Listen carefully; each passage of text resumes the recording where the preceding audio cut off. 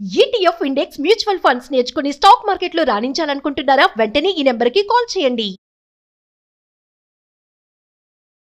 నమస్తే రేవంత్. నమస్తే అండి రేవంత్, అసలు ఇవాళ బడ్జెట్ ప్రారంభం అంటే బడ్జెట్ సమావేశాలు ప్రారంభమయ్యే నాటికి మార్కెట్ పరిస్థితి ఏంది? ఎందుకంటే మార్కెట్ 9:15 స్టార్ట్ అవుతుంది కాబట్టి అసలు ఏంటంటే మార్కెట్ ఓపెనింగ్ ఇవాళ ఎలా జరిగింది అండ్ 11 గంటలకి బడ్జెట్కి సంబంధించినటువంటి ప్రతి అంశాన్ని కూడా ప్రస్తావనలోకి తీసుకొచ్చారు కాబట్టి అసలు 11 ముందు వరకు మార్కెట్ ఎలా రియాక్ట్ అయింది, 11 నుంచి మార్కెట్ ఎలా రియాక్ట్ అయింది, అదేవిధంగా 3:30 గంటలకి మార్కెట్ క్లోజ్ అయిపోతుంది కాబట్టి మరి 3:30 గంటల నాటికి మార్కెట్ ఈ న్యూస్ని అంతా ఏ విధంగా బ్యాలెన్స్ చేసుకుంది అసలు? సో బేసిక్గా ఇవాళ కొంతవరకు పాజిటివ్గా ఓపెన్ అయింది. హ్యూజ్ పాజిటివ్ అని చెప్పకూడదు. యాక్చువల్గా గ్లోబల్ మార్కెట్స్ మనకి నిన్నంతా బాగున్నాయి. సో ఆ పాజిటివ్నెస్ మన దగ్గర కూడా కొంతవరకు స్ప్రెడ్ అవుతుంది. దాని ప్రకారం మనకి నిఫ్టీ ఇదంతా కూడా దాదాపుగా ఒక 30-40 పాయింట్లు హయ్యర్ సైడ్ ఓపెన్ అయింది. సో ఓపెన్ అవటమే మనకి ఇమీడియట్గా సెల్లింగ్ అనేది స్టార్ట్ అయింది. సో బేసిక్గా మెజారిటీ మనకి బడ్జెట్ సమావేశం దగ్గరకు వచ్చేంత వరకు కూడా అంటే 11 గంటల టైం వరకు కూడా మనకు ఆల్మోస్ట్ ఫ్లాట్గానే ఉన్నాయి. సో ఇన్ బిట్వీన్ చాలా పెద్ద స్పైక్స్ కూడా క్రియేట్ అయ్యే మార్కెట్లో and part and parcel of the speculation జరుగుతూ ఉంటుంది.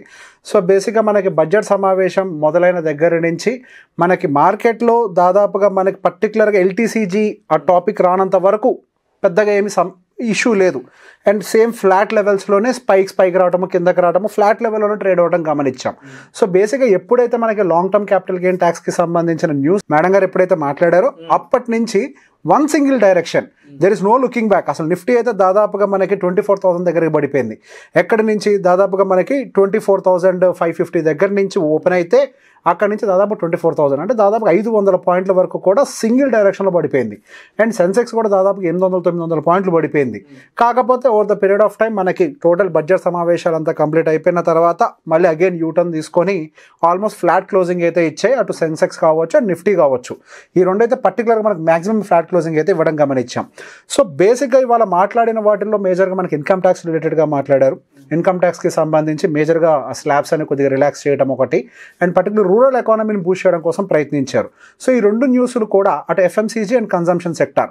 సో బేసిక్గా మనం ఫస్ట్ ఒక మాట చెప్పుకుందాం. మనం ఇప్పుడు కాదు, మనం గత కొన్ని నెలలుగా చెప్పుకుంటున్నాం బడ్జెట్ తర్వాత కూడా ఎప్పుడైనా బులిష్గా ఉండడానికి స్కోప్ ఉన్నవి 4 సెక్టార్లు చెప్పాం. FMCGs consumption almost both are same. ఈ సెక్టార్ ఒకటి ఫేవరబుల్గా ఉంటుంది. Pharmaceutical, IT sector, private banking sector, ఈ 4టికి సంబంధించి మనం మేజర్గా మాట్లాడుకున్నాం. సో ఈరోజు గమనించినట్లయితే మనకి పర్టికులర్గా ఎఫ్ఎంసీజీ సెక్టార్ టాప్ గెయినర్ అదే 2.2%, 2.68% హయ్యర్ సైడ్ క్లోజ్ అయిపోయింది. సో ఈరోజు మార్కెట్ అంత నెగిటివ్గా ట్రేడ్ అవుతున్నప్పటికీ మార్కెట్ అంతా కిందకి వెళ్తుంటే ఎఫ్ఎంసీజీ అండ్ కన్జంప్షన్ సెక్టార్ మాత్రం ఈ 2 రివర్స్లు పైకి వెళ్ళడం గమనించాం. ఎందుకు? వాటికి సంబంధించినటువంటి అడ్వాంటేజెస్ లైక్ పర్టికులర్గా ఇన్కమ్ ట్యాక్స్ అండ్ ఇంకొకటి వచ్చేసరికి పర్టికులర్గా రూరల్ ఎకానమీకి సంబంధించిన బూస్ట్ ఇవ్వటం, ఈ 2 దాన్ని బూస్ట్ చేసాయి. అండ్ తర్వాత వచ్చేసరికి మనకు మేజర్గా ఐటీ సెక్టర్ కూడా కొంతవరకు న్యూట్రల్గా అయితే క్లోజ్ అయింది. అంటే పెద్ద హ్యూజ్ పాజిటివ్ ఏం కాదు, 0.7%. అండ్ ఫార్మాసిటికల్ సెక్టర్ ఒక 0.5% పాజిటివ్గా క్లోజ్ అయింది. అండ్ ఈ రోజు పర్టికులర్గా మనకి గవర్నమెంట్ బ్యాంక్స్ కొద్దిగా ఎక్కువ వరకు డౌన్ సైడ్ అయితే డ్రాగ్ చేయడం, అంటే పిఎస్యూ బ్యాంక్స్ ఎక్కువ డ్రాగింగ్ కనిపించింది. And private sector bank side కూడా కొద్ది వరకు అయితే ప్రెషర్ కనిపించింది.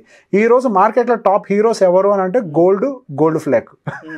గోల్డ్ అని అంటేనేమో బంగారానికి related companies like Titan. Okay, టైటాన్కి సంబంధించి మనం ఇందాక చూసాం. సో బేసిక్గా ట్యాక్సెస్ అనేవి కొంచెం కట్ డౌన్ చేయడం వల్ల, ఇంపోర్ట్ డ్యూటీస్ కొద్దిగా కట్ డౌన్ చేయడం వల్ల గోల్డ్ అండ్ సిల్వర్కి సంబంధించి మంచి బూస్ట్ రావచ్చు మార్కెట్లో నాకు ఎక్స్పెక్టేషన్ తోటి. టైటాన్ మంచి క్లోజింగ్ అయితే ఇచ్చింది, హైయెస్ట్ క్లోజింగ్ మనకి ఈరోజు టైటానే. అండ్ టైటాన్ ఆల్మోస్ట్ ఈరోజు 6.5% హ్యూజ్ గెయిన్స్. ఒక రకంగా నిఫ్టీని స్టెబిలైజ్ చేయడానికి ఉపయోగపడ్డది అని అంటే Titan and as I said gold and Gold Flake అంటే ITC. Gold Flake is ITC, ఈ 2 సెక్టార్స్. సో ఐటీసీ ఎందుకు పైకి వెళ్ళింది అంటే they have lot of consumption. So బేసిక్గా వాళ్ళకి ఎఫ్ఎంసీజీ అంతా కూడా చాలా స్ట్రాంగ్గా ప్లే ఉంటుంది. సో మనకి అండ్ దాంతోపాటుగా టూరిజం రిలేటెడ్గా కూడా పాజిటివ్గా మాట్లాడారు. సో బేసిక్గా ఐటీసీలు ఇవన్నీ కూడా ఉన్నాయి. ఎఫ్ఎంసీజీ ఉంది, అటు టూరిజం ఉంది. సో రూరల్ ఎకానమీ డెవలప్ అయితే ఐటీసీకి మంచి అడ్వాంటేజ్, టూరిజం బూస్ట్ అయితే ఐటీసీకి మంచి అడ్వాంటేజ్. సో ఓవరాల్గా ఐటీసీకి అయితే పాజిటివ్గా ఉంది. So ITC and Titan was on the higher side. And దాంతోపాటుగా ఐటీ సెక్టార్స్కి సంబంధించి చాలా వాటి కూడా పైనే ఉన్నాయి.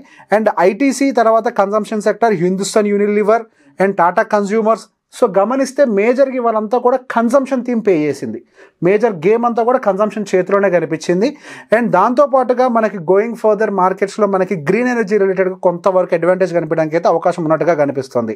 సో బేసిక్గా మనకి ఇవాళే మార్కెట్కి సంబంధించి న్యూస్ అంతా కూడా ఫ్లో అయింది. అంటే మనకి ఫైనాన్స్ మినిస్టర్ యొక్క స్పీచ్ ఇవాళ జరిగింది కాబట్టి సో మార్కెట్ ఏం చేస్తుంది అని అంటే ఫస్ట్ ఒక ఫైన్ ప్రింట్ అంతా కూడా చదవాలి. ఫైన్ ప్రింట్ అంతా చదివిన తర్వాత దాని ఇన్డెప్త్ అనాలిసిస్ చేసిన తర్వాత ఏ సెక్టార్స్ నమ్మేయాలి, ఏ సెక్టార్స్ ఉంచుకోవాలి. సో దీనికోసం ఫైన్ ప్రింట్ దాకా కూడా వెళ్ళాల్సిన అవసరం లేదు. సో బేసిక్ అనాలిసిస్ ఫస్ట్ నుంచి చెప్పినట్టుగానే బేసిక్ ఒక లేమన్ లాంగ్వేజ్లో చెప్పేస్తాను. మనకి ఓవర్ వాల్యుయేషన్స్ ఏవైతే ఉన్నాయో అవన్నీ బై డిఫాల్ట్గా సెల్లింగ్ అయిపోతాయి. డిఫెన్స్ సెక్టార్, ఇన్ఫ్రాస్ట్రక్చర్ సెక్టార్కి సంబంధించి మొన్నటి వరకు థీమ్ ప్లే అయింది, బడ్జెట్ అలొకేషన్ జరిగింది, అవన్నీ ర్యాలీ అయ్యాయి. ఇవన్నీ కూడా ఇప్పుడు ఎక్స్ట్రీమ్ వాల్యుయేషన్లో ఉన్నాయి. గమనించినట్లయితే ఇప్పుడు ఇన్ఫ్రాస్ట్రక్చర్కి కానీ డిఫెన్స్ సెక్టర్కి సంబంధించి కానీ అసలు ఎటువంటి డిస్కషన్ లేదు. అండ్ హవెవర్ అవి ఎక్స్ట్రీమ్ వాల్యుయేషన్లో ఉన్నాయి. కొంతవరకు బుకింగ్ కూడా జరగచ్చు. ఇవాళ గమనిస్తే టాప్ బుకింగ్ ఎక్కువ జరిగింది కూడా profit booking real estate, reality 2.2% అనుకుంటా నెగిటివ్లో క్లోజ్ అయింది. హైయెస్ట్ ప్రాఫిట్ బుకింగ్ జరిగింది.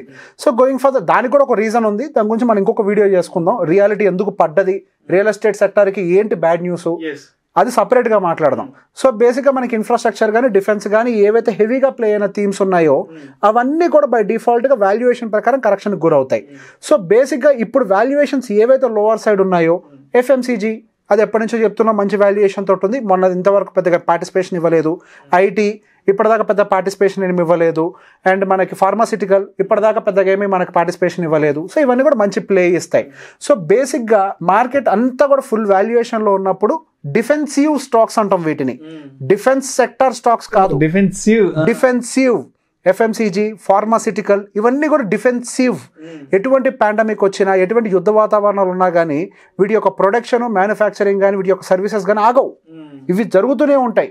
కోవిడ్ టైంలో గేమ్ ప్లే చేసిందంతా ఏంటి, మొత్తం కన్సంప్షన్. అవునవును. సో ఇప్పుడు అగైన్ ఈ డిఫెన్సివ్ స్టాక్స్ అన్ని కూడా టాప్ పొజిషన్ తీసుకోవడానికి ఛాన్సెస్ ఎక్కువ ఉన్నాయి. ఇండస్ట్రియల్ ప్రొడక్ట్స్ కంప్లీట్ గా కన్సంప్షన్ సంబంధించి, consumption related industrial manufacturing, consumption related లో మనకి ఆటోమొబైల్ కూడా కొంత భాగం తీసుకుంటుంది. ఇవాళ గమనిస్తే ఆటోమొబైల్ కూడా ఒక 0.5% వరకు కూడా కొద్దిగా బులిష్ గానే క్లోజ్ అయింది. సో కన్సంప్షన్ థీమ్ అంతా కూడా కొంతవరకు హైయర్ సైడ్ వెళ్ళడానికి ప్రాబబిలిటీ ఉంది. సో మనం ఇవాళ గమనిస్తే నిర్మలా సీతారామన్ గారి మాటల్లో మేజర్గా ఈ నిరుద్యోగతని తగ్గించడానికి ఇప్పుడు సో నిరుద్యోగత తగ్గడం అంటే ఏంటి, జీతాలు వస్తాయి. జీతాలు వస్తే ఏం జరుగుతుంది, ఫస్ట్ జరిగేది ఏంటి, కన్సంప్షన్ పెరుగుతుంది, కొనుగోలు పెరుగుతుంది. కొనుగోలు వల్ల ఆర్థిక అభివృద్ధిలో ఒక ఆటోమేటిక్ గా మనకి ఈ కన్సంప్షన్ థీమ్ అంతా పైకి వెళ్తుంది. ఇప్పుడు మనకి నెక్స్ట్ ఏంటి, రూరల్ ఎకానమీకి పెద్దపీట వేశారు. రూరల్ ఎకానమీకి పెద్దపీట వేసి వాళ్ళు కనుక లాభాల్లో ఉంటే నెక్స్ట్ జరిగేది ఏంటి, కన్సంప్షన్. అంతే సింపుల్. సో బేసిక్ ఇది ఒక ఈ బేసిక్ లాజిక్సే మనం ఇప్పుడు కాదు, లైక్ ఎప్పటి నుంచో చెప్తున్నాం. ఎఫ్ఎంసీజీ కన్సంప్షన్, డిఫెన్స్ వద్దు, ఇన్ఫ్రాస్ట్రక్చర్ వద్దు, మనకి ఏం వద్దు, మిడిల్ వద్దు, స్మాల్ వద్దు. Consumption it's defensive, it is in the fair valuation. IT sector it is in the fair valuation. Pharmaceutical it's a defensive, so and it is in the fair valuation. So basically ఈ fair valuation ఉన్నాయి మాత్రమే ఈరోజు స్టేబుల్గా ఉన్నాయి. ఏవైతే expensive valuation ఉన్నాయో ఈరోజు వాటన్నిటిలో డ్రాప్ కనిపించింది. సో ఈ పర్టికులర్ బడ్జెట్లో మనం గమనిస్తే నేను ఈ సెక్టర్కి పాజిటివ్ చేస్తానని ఓవరాల్గా ఏమీ చెప్పలేదు మేడం, ఎక్కడా చెప్పలేదు. ఏ సెక్టర్ గురించి మాట్లాడలేదు, చాలా సింప్లిఫై చేశారు. సో ఇక్కడ జరిగిందంతా ఏంటి, వాళ్ళు తీసుకురాబోయేటువంటి రిఫార్మ్స్ వల్ల ఏ సెక్టార్స్కి మంచిది. సో ఈ బేసిక్గా ఎప్పుడైతే ప్రభుత్వం ప్రజల కోసం ఒక బడ్జెట్ని తీసుకొస్తుందో ఆ బడ్జెట్ యొక్క ప్రభావం ఎప్పుడు కన్సంప్షన్ థీమే పడుతుంది. సో కన్సంప్షన్ నెక్స్ట్ గ్రో అవుతుంది. They want to grow the rural and the unemployed economy. ఈ రెండింటిని గ్రో చేయాలనుకుంటున్నారు. Consumption is going to play. So మేజర్గా మనం ఫోకస్, నేను ఇప్పుడు కాదు ఎప్పటి నుంచో ఫోకస్ చేస్తుంది, నా మ్యూచువల్ ఫండ్ ఇన్వెస్టర్స్ అందరూ ఫుల్ హ్యాపీ ఉంటారు. అండ్ ఈవెన్ మన వెబినార్లో కూడా చాలా క్లియర్గా మనం ఎక్స్ప్లెయిన్ చేసాం. వెబినార్స్ మన వాళ్ళకి అటెండ్ అయిన వాళ్ళకి డీటెయిల్డ్గా చార్ట్ చూపించి ఎక్స్ప్లెయిన్ చేసాం. ఏవి ఎక్స్పెన్సివ్ ఉన్నాయి, ఏవి ఫేర్ వాల్యుయేషన్లో ఉన్నాయి, ఎలా ఉంది అనే వాటి గురించి డీటెయిల్గా ఎక్స్ప్లెయిన్ చేసాం. సో వాళ్ళందరికీ కూడా ఇప్పుడు క్లారిటీ వచ్చి ఉంటుంది. సో ఎక్స్పెన్సివ్ అంటే ఏంటి, ఫేర్ అంటే ఏంటి. సో బేసిక్గా నెక్స్ట్ రాబోతున్న రోజుల్లో మనకి కన్సంప్షన్, ఐటీ సెక్టార్, కొంచెం private banking sector, and one more sector is pharmaceutical sector, and automobile will also be included. ఇప్పటిదాకా నేను ఆటోమొబైల్ని పెద్దగా ఇంక్లూడ్ చేయలేదు నా దాంట్లో, ఇప్పుడు నేను ఆటోమొబైల్ని ఇంక్లూడ్ చేయాలనుకుంటున్నా.